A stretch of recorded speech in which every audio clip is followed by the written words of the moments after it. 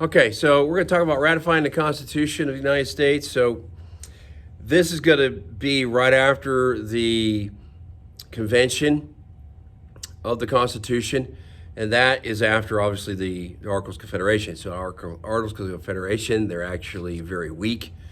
So then it goes into the Constitutional Convention, and they are going to come up with the Constitution, but not everybody's going to be happy with this. Now, when I say everybody, we're talking about the individuals there at the convention. Okay, the framers actually knew it was not perfect. They just had to come up with something that would actually work. Okay, and it's meant to be pliable. It's not concrete. That's why we have amendments to it. So many people were afraid of a strong government still. That's why they're still not happy with the new Constitution. Basically, when they call about the people, they wanted their rights protected. That's what's going to be the next thing on the agenda on this. Okay, so the main problem with the Constitution, it didn't have a section that guaranteed individual rights. So they're going to come up with a section, and it's going to be called the Bill of Rights. Okay, the person that actually was behind this was a guy named George Mason. So he's an anti-Fed, so he is going to be against a big government. So you have the Federalists and you have the Anti-Federalists. There's going to be two different well, I'm not going to call them parties, but two different ideals about government. So you have the anti-Feds, small government, and then you have your Federalists, which are your strong government. So we could call them the central government if you want to. So we're going to have some individuals sit down and they're going to write the Federalist Papers. You have, these are 85 articles and essays, 85 of them. That's a lot of writing. And they're all written anonymously, so they don't put their names on them. So you have Alexander Hamilton, James Madison, and John Jay. So probably the most familiar, most popular individual is going to be Alexander Hamilton on this, because he's going to write 51 out of the 85 by himself. Okay, that's actually portrayed in the play Alexander Hamilton. So he just writes like a maniac. James Madison is going to take credit for 26 by himself, because these two guys did co-write a couple of them together, Hamilton and Madison. So that did happen, but still, Hamilton outwrote everybody on this one. Then you have John Jay. John Jay is not really known for this at all because he got sick. Okay, so he fell ill. He's actually going to write 4.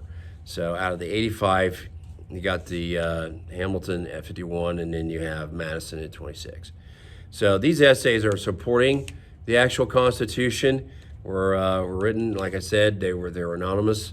So the authors of the Federalist Papers tried to reassure the Americans that the new federal government would not overpower the states. So you're not going to have an abusive daddy. So that's what they're trying to do, is reassure the American people that this Constitution is not going to be harmful to them. It's not going to overpower them. So it's going to have your interests. Okay, so that's what they're trying to keep on reassuring them. So 1787, this is interesting. Every state except Rhode Island actually held a special state convention. All the other ones did, so Rhode Island did not. Okay, it gave the citizens a chance to discuss and vote on the Constitution, but Rhode Island shut that down.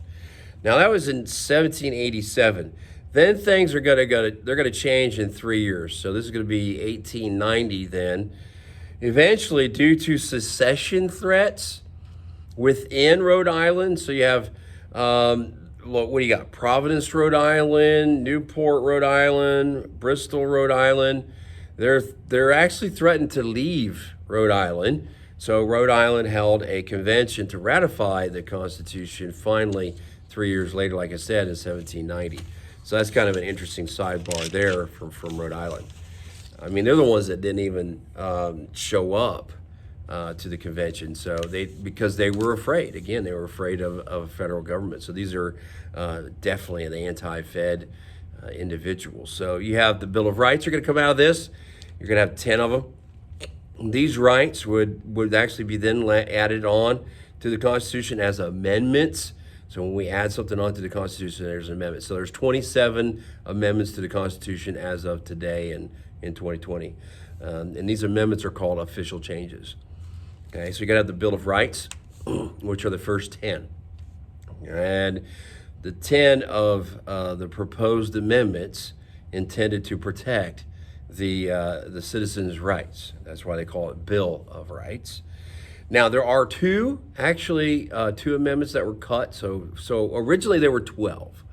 So then they cut it down to 10. Now I went on and to research this a little bit, and the two that got cut, the first one that got cut was the House of Representatives.